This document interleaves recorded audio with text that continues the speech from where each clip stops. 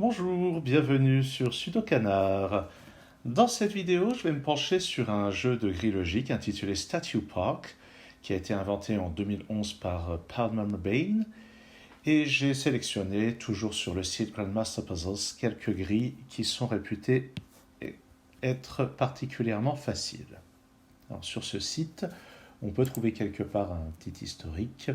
Donc, sur justement ce jeu Statue Park. Donc ça, c'est en particulier ceci, une grille créée par Palmer Bain.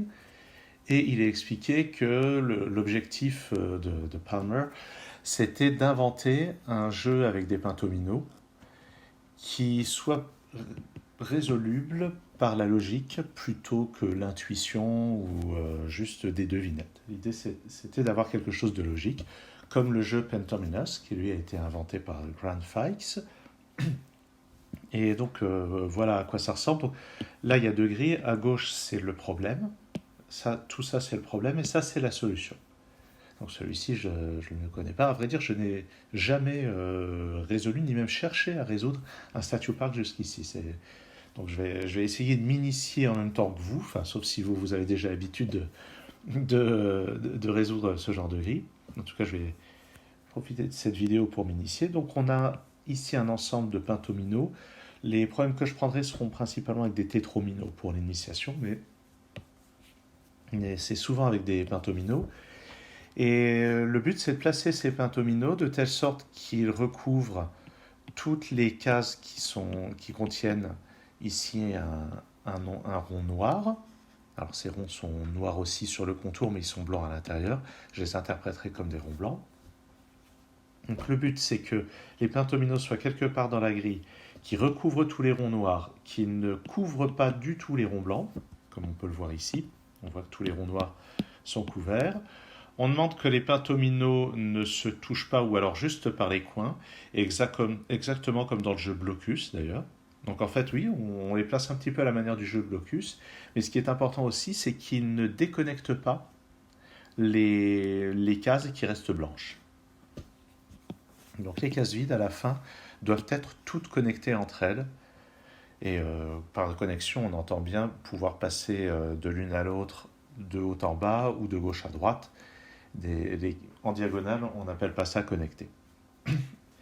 Et donc, chacune des formes données ici doit être utilisée exactement une fois. Il est possible de les faire tourner, comme on voit avec ce W qui a subi une rotation de 180 degrés, ou celle-ci, le Y ici a suivi une rotation de 180 degrés. Et on peut voir qu'il est possible aussi de leur appliquer une symétrie, une réflexion. Par exemple, le Z qui est là a été transformé en Z comme ceci. D'ailleurs, ceci, techniquement, c'est plutôt un S qu'un Z. Et il y a la même chose, ce N qui est ici est placé de la même manière. De même ce U ici.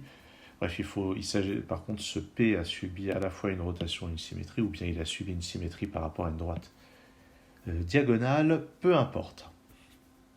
En tout cas, voici les règles. Et voici le premier problème qui a été posé par Murat Chantanta. Je vais aller regarder un petit peu les stats, les temps de référence. 1 minute pour le Grandmaster. Et je pense que quelqu'un comme Freddy Hand doit mettre à peu près 30 secondes pour résoudre ça. Master, c'est 2 minutes 15 et Expert, 4 minutes 30. Moi, comme j'en ai jamais fait, on va voir ce que ça donne. Alors déjà, ce que je repère, c'est que cette case blanche doit être connectée aux autres. Donc il est impossible que cette case soit noire, sinon elle serait isolée du reste. Donc je pense que je vais faire comme ceci, pour indiquer que je suis sur une case blanche. Il y a forcément au moins une de ces deux-là qui sera blanche. On peut voir aussi que ces deux-là ne peuvent pas être sur le même tétromino. On peut voir... Ah oui, vous faites les tétrominos dont on dispose sont ceux-là. Donc il y en a 5 à placer, ce qui fera un total de 20 cases sur 49. Et tiens, je pense que ça, c'est forcément quelque chose de noir. Bah oui, parce que si je mettais ça en blanc, il n'y aurait plus que 3 cases contiguës. Donc ça, c'est forcément noir. falloir que je trouve autre chose que de noircir comme ça. Et a priori, ça pourrait être à peu près n'importe laquelle. Ça pourrait être un L. Ça pourrait pas être un T, pardon. Par contre, ça pourrait être un O. Ça pourrait pas être un I non plus. Ça pourrait être un S comme ceci. Bon, il va falloir voir. Alors, comment on va voir ça? Donc, c'est évidemment, celles-là ne sont pas toutes dans le même tétromino. Notons que ces deux-là ne peuvent pas être dans le même, parce que tout simplement, ce rond-là va forcément avoir un voisin ici ou là, donc ça sera avec ce tétromino, ce qui veut dire qu'on sera peut-être avec un T, et le T comme ceci n'est pas possible. Ah si, ça a l'air possible. Ah ben non. Si, avec un I comme ça, on pourrait imaginer un L comme ça. Non, on ne pourrait pas imaginer un L comme ça, parce que ça... Par contre, non, on ne peut pas imaginer un L comme ça, parce que ça déconnecterait. Alors, je ne sais pas si c'est très raisonnable de réfléchir tout de suite avec de la logique de ce genre, mais on va dire que oui. Donc si je fais ça, il me semble que la seule manière... Ah non, je peux avoir le S comme ceci. Non, parce que ça déconnecte cette case-là. Donc, je ne peux pas faire de S comme ceci, parce que sinon ça toucherait le tétromino qui contient cette case. Je ne peux pas faire de O, parce que sinon ça toucherait ici ce T. Je ne peux pas faire de L comme... Ah, je peux faire... Et je peux faire un... Non, si. Je peux faire un L comme ça encore. À ce moment-là, ça ne déconnecte pas les cases blanches.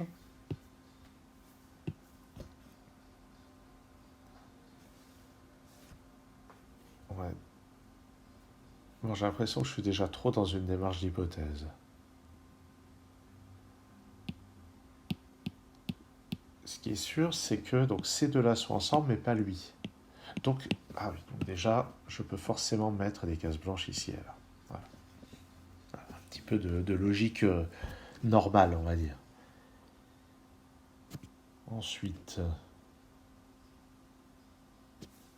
il va forcément y avoir au moins une case blanche ici ou là, au moins une ici ou là. Donc celui-ci, ça pourrait être un I comme ça, avec un T ici.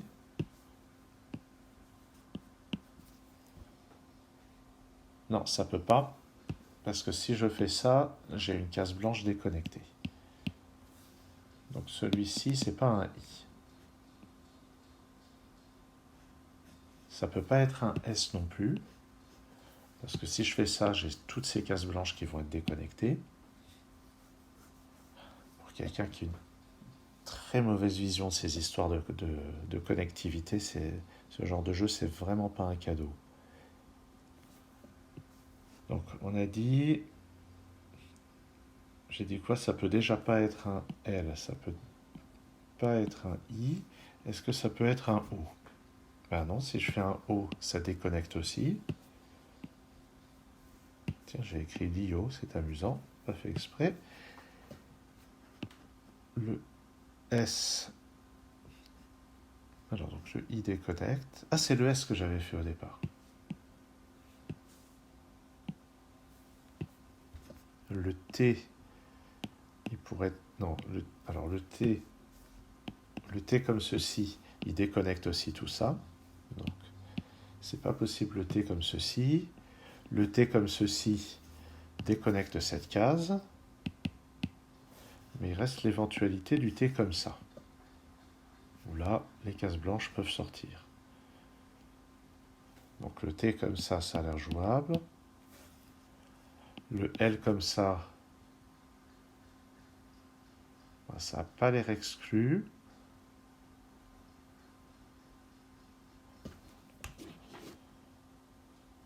je dois vraiment manquer de réflexe parce que j'arrive pas à voir comment je pourrais avoir quelque chose de super logique. Ah, je crois que j'ai une petite idée. J'ai une petite idée de choses logiques. Ces deux-là sont forcément ensemble, ces deux-là aussi. D'accord. Il n'y a pas de tétromino caché. Parce que si on revient à l'exemple, voilà de la logique. Si on revient à cet exemple, on peut voir qu'il y avait deux tétrominos cachés ici, deux pentominos cachés sur cette grille. Celui-ci et celui-là. Ce que j'entends par caché, c'est qu'ils n'utilisent pas de rond noir qui serait déjà sur la grille. Mais là, si on fait le recensement, ici j'en ai un, ici j'en ai un deuxième, ici un troisième, ici un quatrième, ici un cinquième. Donc ils sont tous là-dedans. Et maintenant, il me semble que le i utilise forcément cette case. Alors de toute façon, ces deux-là, ça ne peut pas être un i. Ça ne peut pas être un i parce que si je vais par là, je cogne là-dessus. Si je vais par là, je touche ça. Ah, ça pourrait être lui. Est-ce que ça pourrait être lui? J'ai l'impression que non. Bon, moi, ma théorie, c'est que le i est forcément là ou là. Alors pourquoi est-ce que ça pourrait pas être là? Eh bien, ça peut pas être là parce que tout simplement, si je pose le i ici, les cases blanches qui sont là doivent être liées à un moment à celle-là, donc il va forcément falloir passer par là, et à ce moment-là, lui, il faudra qu'il soit complètement contenu dans cette colonne, ce qui fera un deuxième i. Donc, non, lui, c'est pas un i, c'est forcément lui. Voilà, ça, c'est de la logique cool. Par ailleurs, puisque tous les tétrominos sont là-dedans, il y a des cases qui, manifestement, ne peuvent pas en faire partie. Le plus loin qu'il peut aller, lui, c'est là. Donc tout ça,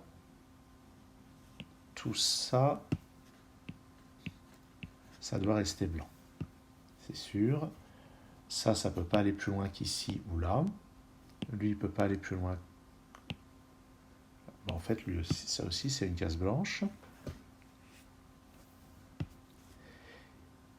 Et puisque tout ça, c'est dans le i, tout ça, c'est forcément des cases blanches aussi.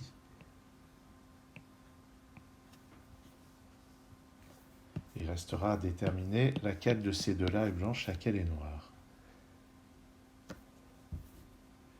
Ça ne peut pas être atteint par lui, mais ça peut être atteint par ça. Ça doit sortir. Ça doit passer entre ça et ça. Oui, ça, c'est sûr que je ne peux pas le noircir.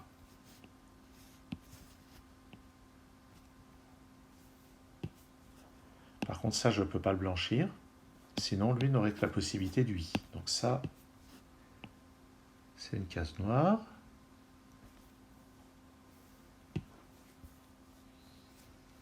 Ça ne peut pas être un L comme ceci. Ça pourrait être un T comme ça. Ah, mais ça, les cases blanches doivent sortir. Donc ça, c'est forcément blanc.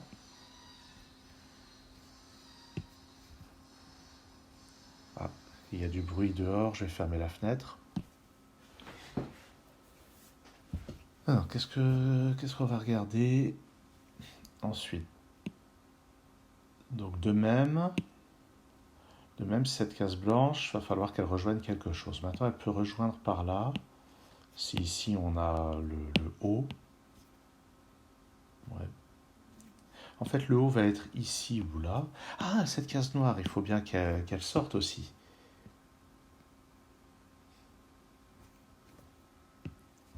Et comme les cases blanches ici doivent rejoindre les cases blanches qui sont là, ça ne peut pas être noir.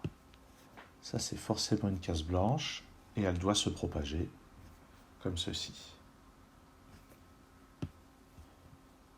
Donc maintenant, ça, c'est forcément un L ou un T, et ça aussi. Donc là-dedans, il doit y avoir le O et le S. Mais ça peut pas être un S, il n'y a aucun moyen pour que ça soit un S. Ça, par contre, ça peut être un S. Donc ça doit être un S.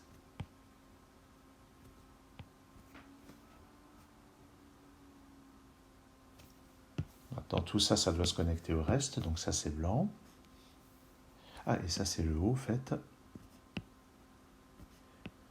Donc, case blanche ici.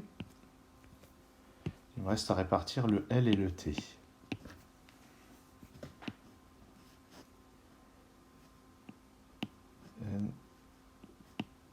Donc si j'ai un L, c'est comme ça. Si j'ai le T, c'est comme ça. Je pourrais avoir le L comme ça.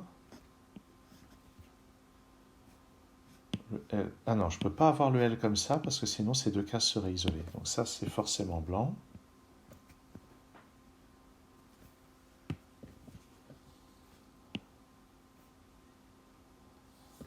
Alors bon.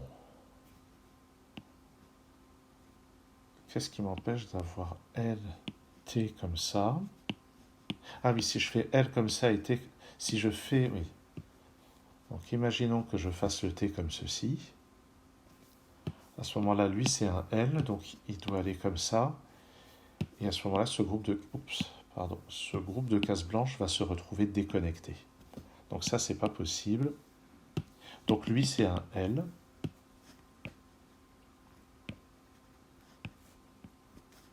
Donc ça, c'est blanc. Lui, c'est le T. Et maintenant, ça, c'est forcément blanc, sinon cette case va être déconnectée.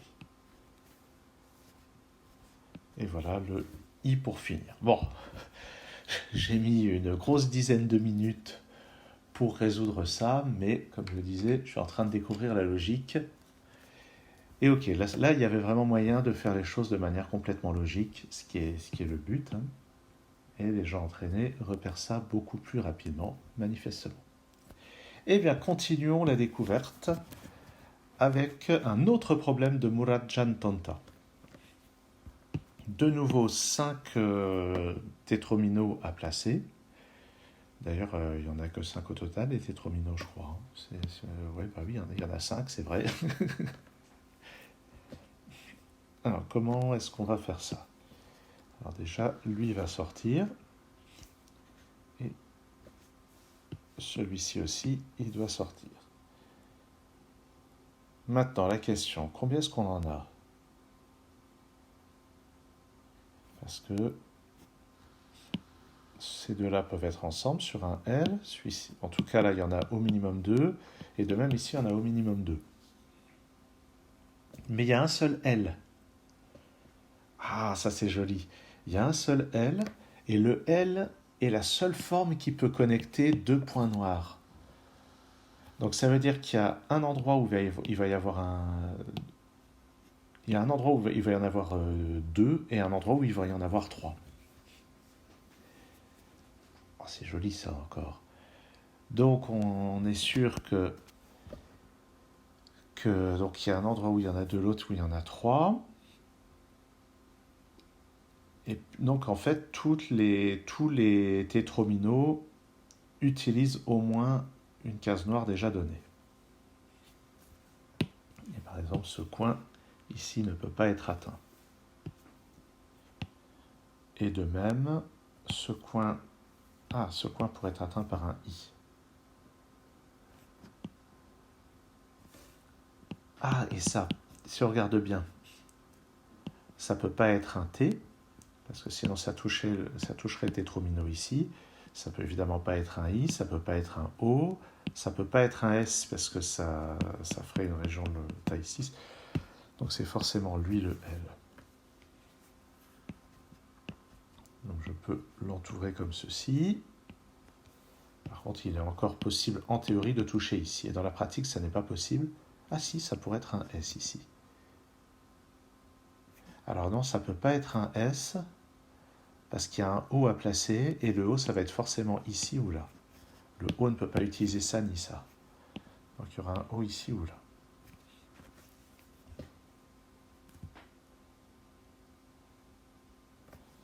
Alors maintenant, ça ne peut pas être un T. Il n'y a pas la place pour mettre un T. Ça peut être le I. Ça peut pas être un L parce que c'est déjà pris. Tiens, je pourrais le barrer. Ça peut pas être un S. Il n'y a pas la place pour mettre un S. Donc c'est forcément le I en fait. Voilà. Ces deux-là sont différents. Donc le I est utilisé. Il reste le S, le T et le O.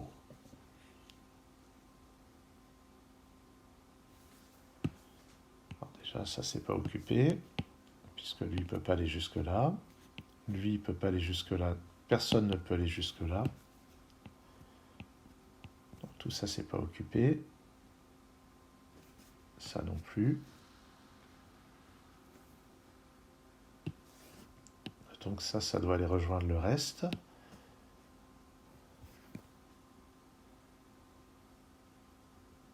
Donc c'est pas possible par exemple d'avoir un T comme ça.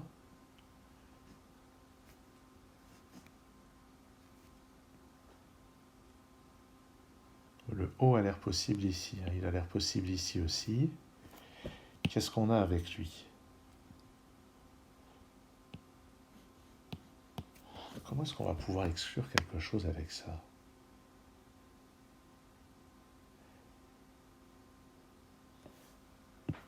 Je pense qu'un T ici, c'est pas possible. Parce qu'à ce moment-là, on ne peut plus faire le O. Ah oui, d'accord. Ce qu'on peut remarquer, c'est que si on met le O ici... Ah oui, si je mets le O ici, je suis obligé de fermer là. Et à ce moment-là, la seule forme qui peut contenir ce point, c'est un L, et le L est déjà pris. L comme ceci, comme ça, c'est la seule forme possible. Donc c'est pas possible de mettre le O ici. Le O est en fait là.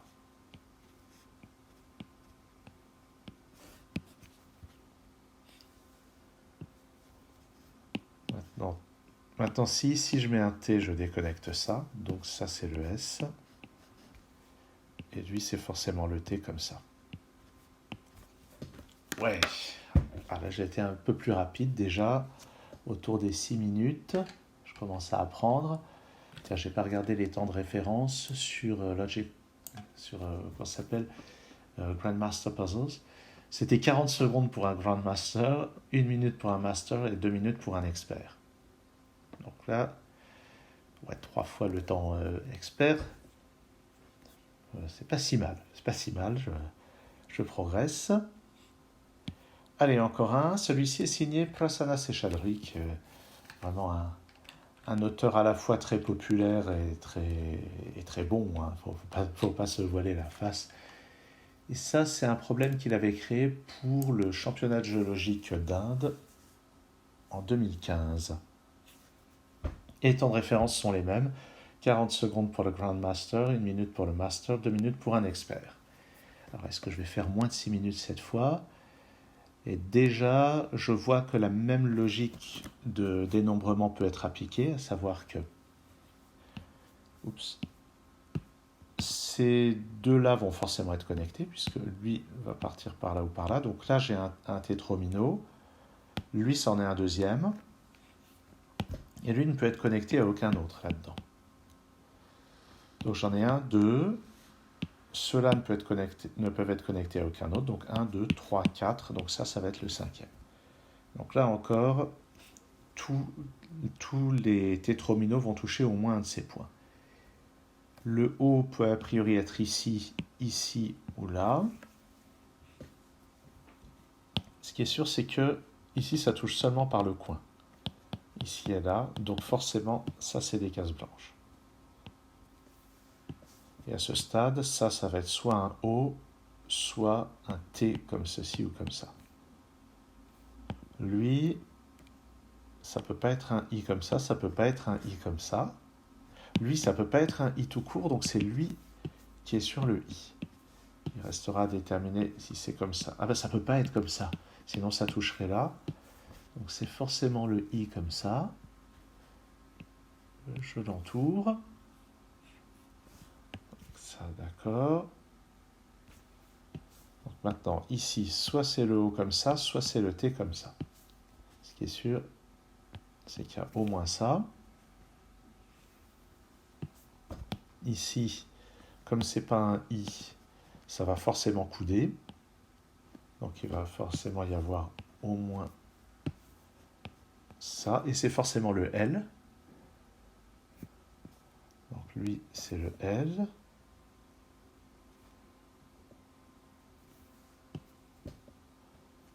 Est-ce que le O est ici, ou là, ou là? En tout cas, il ne sera pas là.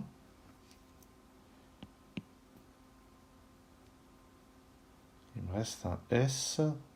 On pourrait tout à fait avoir un S comme ça, avec le O ici, le L là. Alors ce qui me gêne, c'est que, en fait, ça marche mon truc, je crois. Est-ce que ça marche mon truc? Est-ce que O comme ça, S comme ça marche? Non, ça marche pas.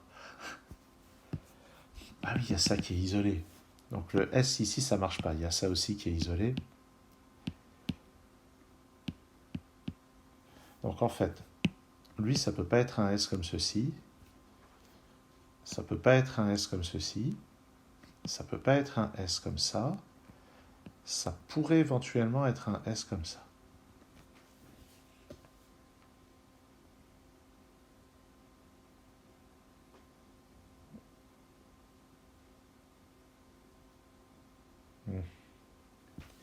Je devrais regarder quelles sont les cases qui ne peuvent pas être atteintes. Celle-ci ne peut pas être atteinte. Alors, ah oui, au fait, ça, c'est pas un L. Donc, c'est soit un O, soit... Ça ne peut pas être un T non plus. Parce que le T serait comme ça. Et ça toucherait le L. Ah, ça pourrait être un T comme ça. Avec le O ici. Et le S comme ça. Ah, mais en fait, ces cases-là, oui, ces cases-là ici, pour le moment, elles sont un petit peu enfermées entre ça, ça et ça. Ah, j'étais en train de me dire, si je ferme ici, ça peut toujours passer par là. C'est vrai ça? Qu'est-ce qui se passe si je fais ça?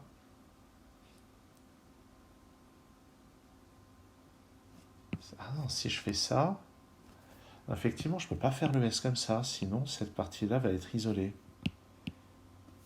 Donc j'ai déjà dit. Donc le S comme ça n'est pas possible, le S comme ça non plus. Ça isole aussi. Ça isole ça aussi. Donc ça peut pas être un S. Donc c'est forcément lui le S. Alors quelles sont les manières de faire? Comme ça, comme ça. Donc, bref, lui c'est le S. Donc lui ça doit être le O ou le T. Mais il y a un peu la même chose. Le T ici, ça isole ça. Le T ici, ça isole ça. Le T ici, ça isole ça. Et le T, si je fais le T avec une barre verticale, ça va isoler ça. Donc ça ne peut pas être un T. Donc c'est forcément un O. Ici, ça isole. Ici, ça touche le L. Donc le O doit être comme ça. Par conséquent, ça c'est un T.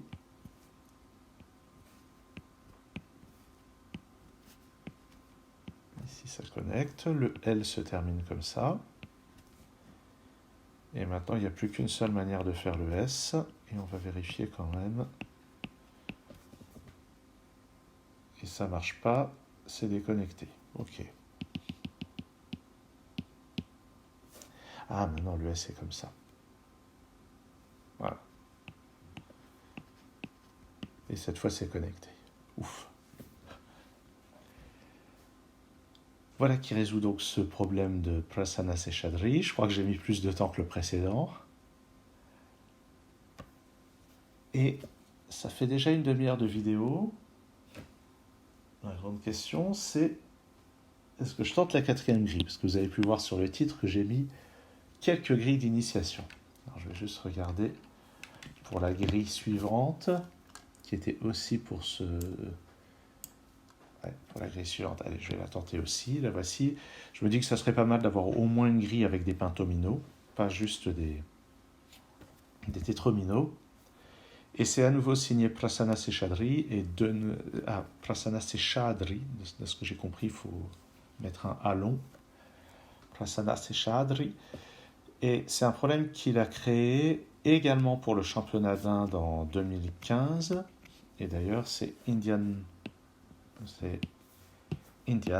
Puzzle Championship, donc IPC.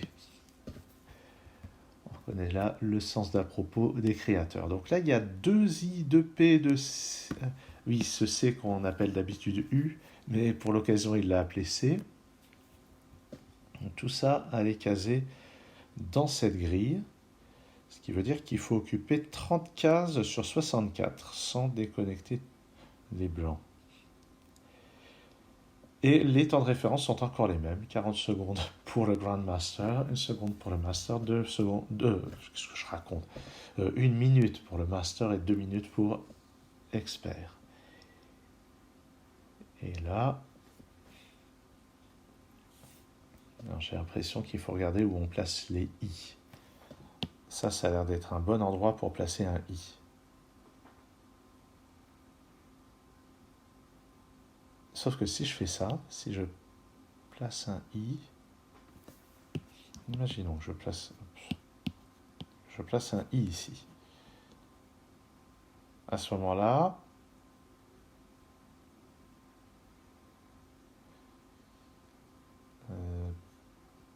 ah oui, ça peut être un P. Et les ronds peuvent être connectés.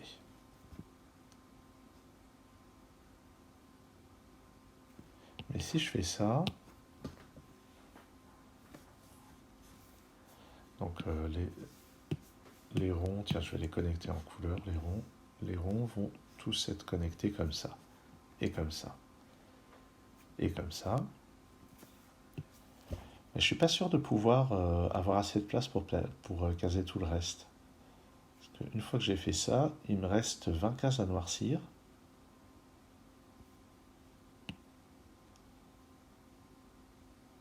Et il me reste 28.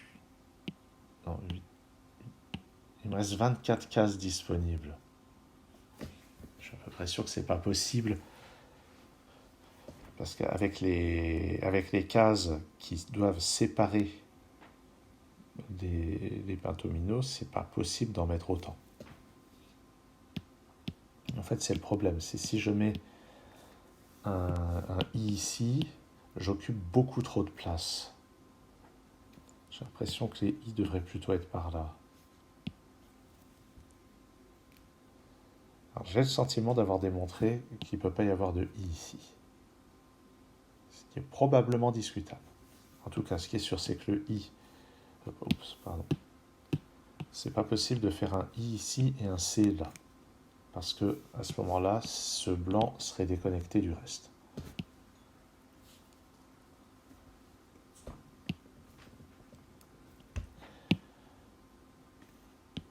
En fait, le blanc doit forcément sortir d'un des deux côtés.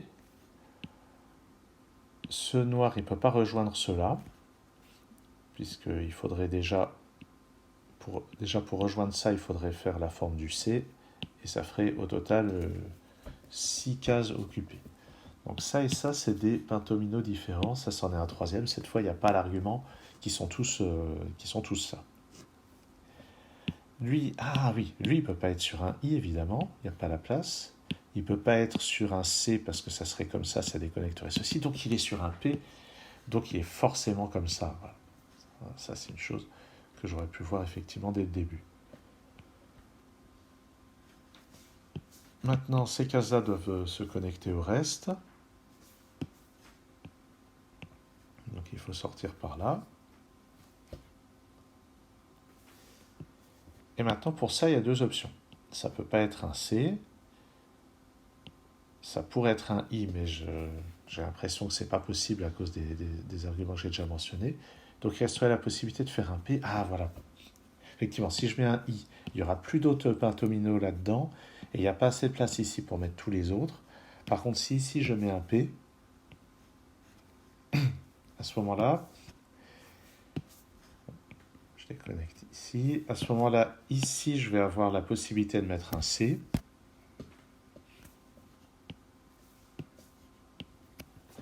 Mais en temps limité, on doit se dire que si on case un C là-dedans, il y a plusieurs solutions. Ah non, il n'y a pas plusieurs solutions. Le C comme ceci est impossible, puisque ça déconnecterait cette case. D'accord, donc il y a un C comme ça. Parce que si je ne le mettais pas, j'aurais simplement pas assez de place ici pour les mettre tous. Voilà, et maintenant il me reste à placer deux I et un C. Lui, il ne peut pas être dans un I, donc il est dans un C. La seule manière de placer ce C, c'est comme ça. Et puis, il n'y a plus qu'à placer les deux I de cette manière-là. Voilà. Cool. Ça me plaît. Alors, c'est terrible, hein, depuis des années, je vois passer des statue parks dans des compétitions en ligne, le Puzzle Grand Prix ou le Puzzle Ramayan sur Logic Masters India, et j'ai toujours zappé parce qu'il y avait des Pentomino ou des Tetromino. Et bien maintenant, je commence à voir les choses autrement. Je vous remercie d'avoir suivi cette vidéo, et n'hésitez pas à mentionner régulièrement dans les commentaires, quand je présente comme ceci un jeu de logique contre le Sudoku, n'hésitez pas à préciser si vous voulez que je fasse d'autres vidéos sur ce type de problème. Et puis les gens qui me connaissent dans la vraie vie peuvent aussi me passer ce genre de commandes. À très bientôt sur Sudokanar.